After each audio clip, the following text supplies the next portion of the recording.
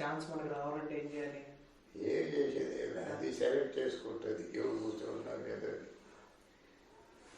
అట్టయితే మనం అనుకునేది మనల్ని సెలెక్ట్ చేసుకోవాలంటే ఏం చేయాలి? నువ్వేం చేయకూడదు, నువ్వు కూర్చుంటావు దాంట్లో అంతే.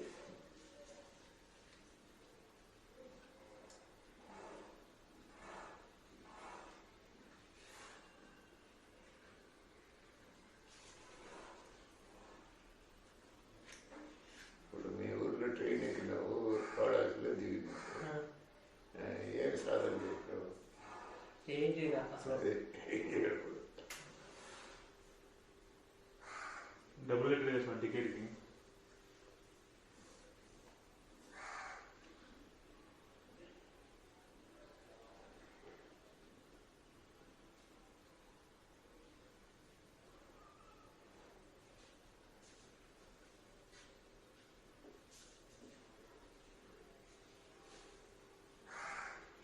డబ్బులు కట్టబట్టే కదా వచ్చి కళాశాల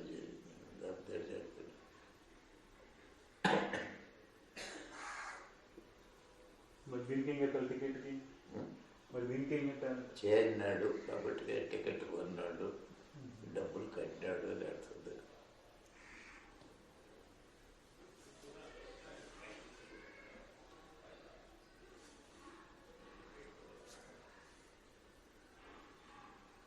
హోటల్లో తాత మాట చెప్పాడు,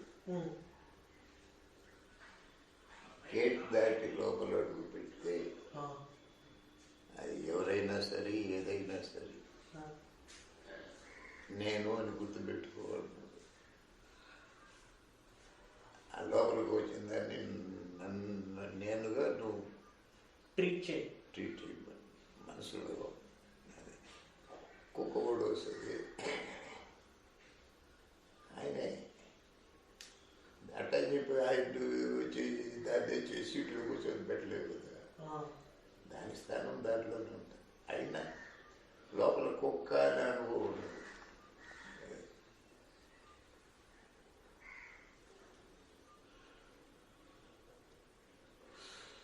అలా అయితే మేము రావాలని అనుకున్నాం కాబట్టి రావటం కాదు, అలా జరగాలని లేదు.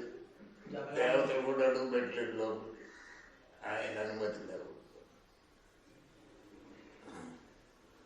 లోపలికి ఎంటర్ ఇంకా ఆయన మనం ఎలాగైనా మెలగొచ్చు, లోపల అనుభవం అట్లా ఉంటుంది. ఇంకేం అట్టయితే పిక్చర్ హక్కుంది మాకు. ఎంతో చెప్పుకోండి, ఇబ్బంది ఇంక నీ ఉద్యోగం ఎక్కలేదు, మహా అదృష్టం దొరికింది. ఐఏఎస్ ఆఫీసర్ కూడా ఇక్కడ అడిగి పెట్టాడు, నువ్వు పెట్టావు.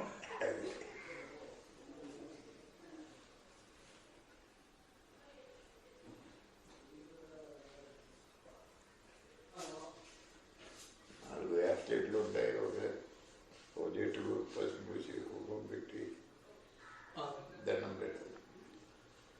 అంకాడమ్మ పోలేరమ్మ అయిపోతుంది. ఇంకో 3 దానికి వచ్చి మొక్కుతారు, కోరికలు తీరుతాయి, దానికి మొక్కుబడులు చెల్లిస్తారు.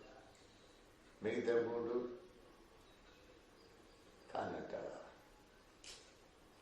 కాబట్టి ఆ ఎదురుగా ఉండేది ముందు నువ్వు నీ లోపల నుంచి తీసాడు పెట్టాలి. పెట్టినాక నువ్వు మొక్కుతావు అనమాట. నువ్వు పెట్టుకుంటాడు మొక్కే ఉండదు.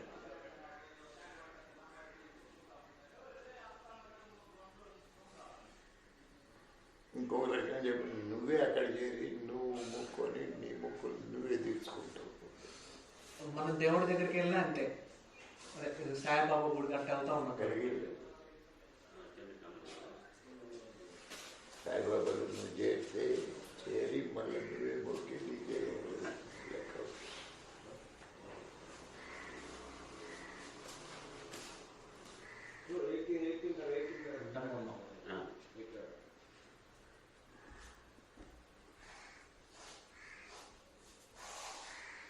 ఏ గోపితి నీ ఫోన్ది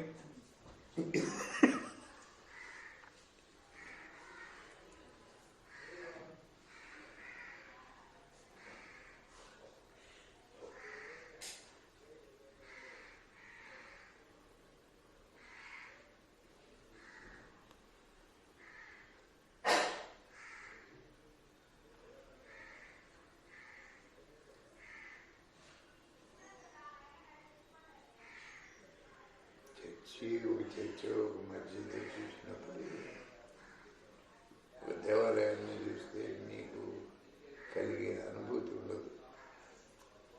అది వేరే మతస్థుల దేవుళ్ళు అట్లా అనిపిస్తుంది.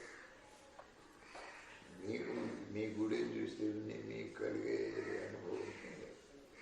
ఒక మహమ్మదీయుడికి మస్జిద్ చూస్తే వాడికి కలుగుతుంది, క్రిస్టియన్కి చర్చిని చూస్తే కలుగుతుంది. నా మూడింటిని చూసినా ఒకటేలా కలిగిద్ది. నా మూడింటిని చూసినా ఒకటేలా కలిగిద్ది. కలిగితే ఇబ్బంది ఏం లేదు. కాకపోతే గుళ్ళ కన్నా ఏంటంటే రష్ ఉండవు, ఫ్రీ వెళ్ళొచ్చు అనుకుంటా. నేను వెళ్తున్నారా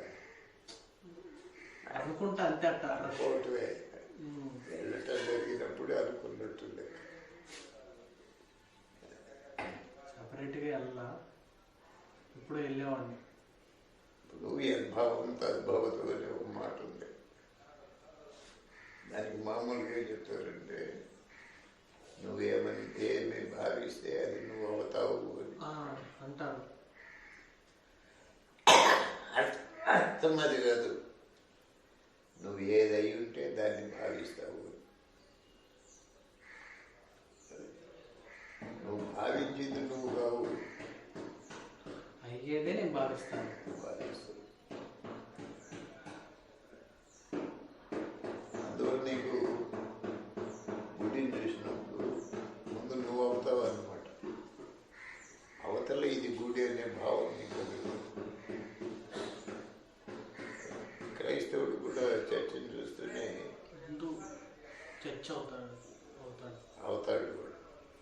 మళ్ళా చర్చను చూస్తే వాడికి ఆ అనుభవం కలుగుతుంది. భవతు తద్భావం అని చెప్పుకోవాలి దాన్ని. నువ్వు ఏదైతే ఆ భావం వస్తుంది.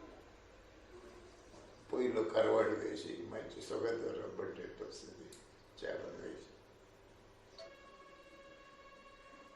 దాంట్లో ఉండే కర్ర చూస్తే కర్ర అది మీకు అనిపిస్తుంది ఏదో కర్ర అనేది.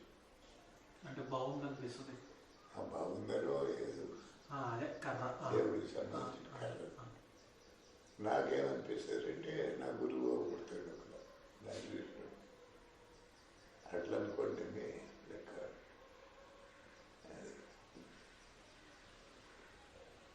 నిజంగా గురువు ఉంటే మీకు కూడా కూడా లేదు, మీకు అప్పుడే కర్ర అయితే నాకు కూడా కర్రగానే కదా కూడా. ముందు నువ్వు ఏదైతే అది నీకు.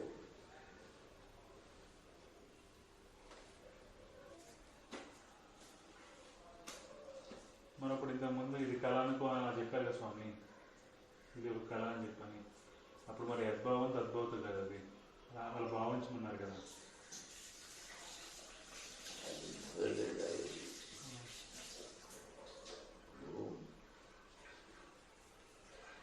కళ్ళు 10 మంది నిద్రపోతుంది,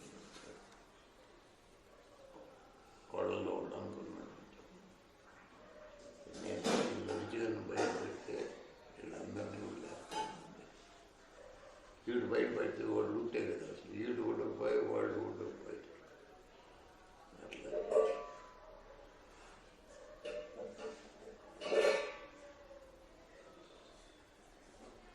అప్పుడు అనక్కర్లేదు, ఇది ఒక కళ అని చెప్పి మీరు చెప్పే ప్రకారం అనక్కర్లేదు. ఆ స్థితి వచ్చినప్పుడు ఆటోమేటిక్గా అది కళ అనిపిస్తుంది. అదే ఆ స్థితి అనిపించేది ఒకటికి, అది ఒకటి మించి ఎప్పుడూ లేదు నంబర్ అక్కడ. అది మీరు ఆ స్థితిలో ఉన్నారు దానికి అనుభూతి ఏమిటంటే ఆ ఒకటిగానే ఉన్నారు మీరు. అనుకోవటం కాదు, అనిపించటం కాదు, అది ఉండటం మధ్య. అది కూడా మనకి ఎలా తెలిసిద్ది అంటే ఉన్నప్పుడు తెలిసిద్ది. ఇప్పుడు తెలిసేది ఇప్పుడు అనుకునేది అది కాదు.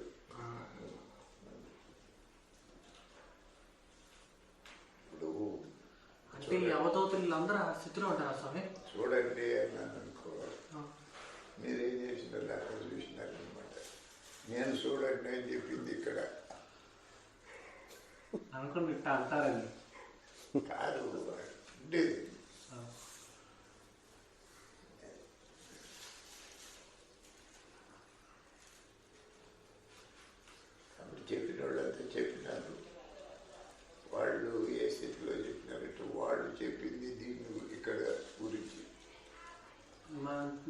చూసేది అక్కడ చూస్తూ ఉంటారు. పోయి ఎక్కడ అడ్డగిస్తుంది గోడ ఆదాకపోతుంది మనసు. కాబట్టి దరఖాస్తు అంతా లేకుండా సింపుల్గా కళని గుర్తుంటే మెలకులో ఉన్నాడు. మెలకులో ఉన్నవాడికే కదా ఇది కళ అని ఎప్పుడు గుర్తుంటుంది.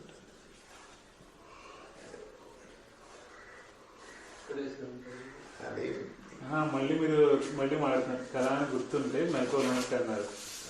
మళ్ళీ యద్భావం తద్భావత వస్తుంది అక్కడ. మీరు చెప్పాల్సింది మెలకువ అయితే కళ అని గుర్తుంటుంది అని చెప్పండి.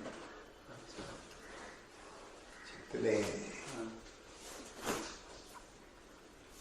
పర్యంతం ఇదేమి మాట్లాడుకున్నా అది మాట్లాడినట్టే ఉంటుంది అసలు. అంటే మీరు చెప్పిన దానికి కాంట్రాడిక్ట్ అవుతుంది కదా మళ్ళీ ఇక్కడ. అప్పుడొకటే చెప్పాలి మనకి మెలకువ ఉంటే కళ అని గుర్తుంటుంది అని చెప్పండి, అంతే కదా. అంతే.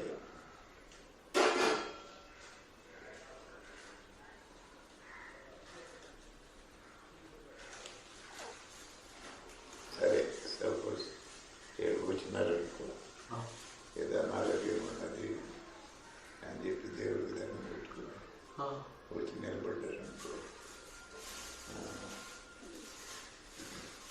ఇది కళ అని మీరుంటే నేను నెలకొల్లో ఉంటుండే చెప్పారనుకో, ఇంకేమైనా మెట్టలు ఆడుకోండి వెళ్తారు. వాళ్ళు వచ్చినప్పుడు వాళ్ళు స్థితిలోనే మనం నిలగల మన స్థితిలోనే మనం ఉంటే ఒకటో తరగతికి టీచర్, ఒకటో తరగతి టీచర్ కంటే ఒకటో తరగతి స్టూడెంట్ కానీ ఒకటో టీచర్, రెండో తరగతి చెప్పేటప్పుడు రెండో తరగతి స్టూడెంట్గా ఉంటారు. అట్లా దీన్ని బట్టి టీచర్ లెక్క వస్తాయి. అది ఒకసారి అన్నారు, ఏదో మీ స్థితిని బట్టి నా ఆన్సర్ వస్తుంది. అంతే. నువ్వే ఇక్కడ ఆన్సర్ ఇస్తున్నది, దాని ఆన్సర్ ఇచ్చేది. క్వశ్చన్ వేసేది నువ్వే, ఇక్కడ ఆన్సర్ ఇచ్చేది కూడా నువ్వే. అందరూ నేను ఈ ప్రశ్న వేసింది ఎవరు అంటే నేను ఉంటాను, దీనికి ఎవరైనా సమాధానం చెప్పింది నేను అని ఇంకోటి. నేనే ప్రశ్న వేసింది, ఇక్కడ నేనే సమాధానం